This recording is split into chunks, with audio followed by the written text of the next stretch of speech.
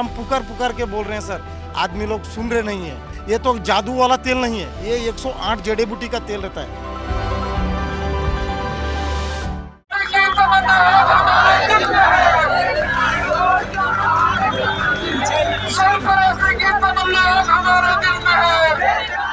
बिहार में इन दिनों बीपीएससी के स्टूडेंट्स जबरदस्त ठंड के बीच खुले आसमान के नीचे प्रदर्शन कर रहे हैं। पटना की सड़कों पर छात्रों का हो रहा ये प्रदर्शन मीडिया से लेकर सियासी पार्टियों को भी अपनी ओर खींच रहा है। भूखे प्यासे कई स्टूडेंट्स लगातार इस आंदोलन का हिस्सा बन रहे हैं। कई अभ्यर्थियों की तो तबीयत भी खराब होने लगी है, लेकिन सरकार की तरफ से अब तक कोई इनकी सुध लेने तक नहीं आया। ये छात्र बीपीएससी 70वीं परीक्षा फिर से आयोजित करवाने की मांग कर रहे हैं। बीपीएससी की परीक्षा दोबारा कराने की मांग के साथ ही पटना के गर्दनी बाग धरना स्थल पर हजारों अभ्यर्थी पिछले 6 दिनों से बिहार लोक सेवा आयोग के खिलाफ प्रदर्शन कर रहे हैं। अभ्यर्थी दिन रात धरना स्थल पर टिके हुए हैं। वहां न सिर्फ पुरुष अभ्यर्थी बल्कि महिला अभ्यर्थी भी धरने पर बैठी हैं। रात का वक्त खुले आसमान के नीचे धरने पर बैठे अभ्यर्थी और आसमान से टपकती ओस की बूंदें माहौल को कष्टकारी बना रही हैं।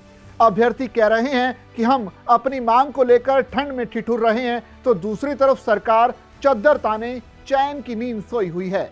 इन अभ्यर्थियों का साथ देने पटना के चर्चित शिक्षक गुरु रहमान भी पहुंचे।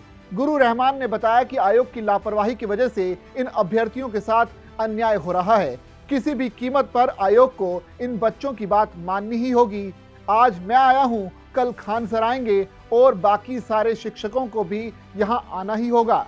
इसी बीच देर रात अपने जन्मदिन के दिन पूर्णिया सांसद पप्पू यादव भी उन अभ्यर्थियों के धरने में शामिल होने गर्दनी बाग पहुंच गए। पप्पू यादव अपने साथ अपना बिस्तर भी लेकर गए और उन्हें अभ्यर्थियों के बीच जाकर सो गए।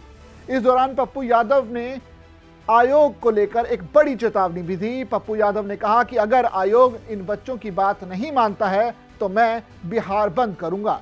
कहीं आप कह रहे हो 12,000 के बच्चों का यदि आप एग्जाम दोबारा कंडक्ट करोगे और सेम पैटर्न पर आप एग्जाम लोगे तो 4 लाख बच्चे तो गए बूट करने हमारे समाप्त हो जाएंगे।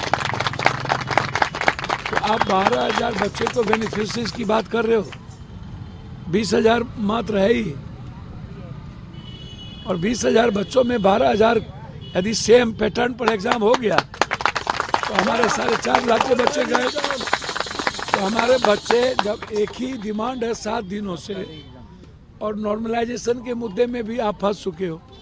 पहले कहते हो कि मैं नॉर्मलाइजेशन के मुद्दों में नहीं हूँ, मैं कोई भी ऐसा मैटर नहीं ला रहा हूँ, और बाद में आप 2 तरह के क्वेश्चन और 2 पैटर्न के क्वेश्चन को आप लाते हो। तो भैया हर गलती को करने में आप माहिर हो और हमेशा बच्चों को टीच करते हो। ये बच्चे कल देश के निर्माण के लिए ही आए हैं ना, कोई डीएसपी कोई एसडीएम, यही तो गवर्नमेंट चलाएंगे।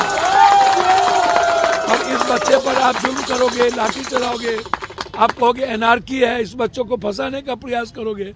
वहीं अभ्यर्थियों के समर्थन में आरजेडी ने भी सरकार को घेरा है।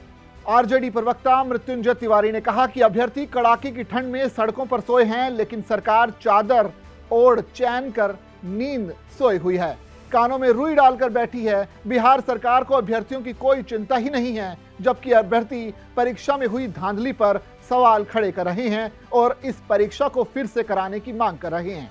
आपको बता दें कि नेता प्रतिपक्ष तेजस्वी यादव भी 2 दिन पहले इस धरने में अभ्यर्थियों का समर्थन करने पहुंचे थे।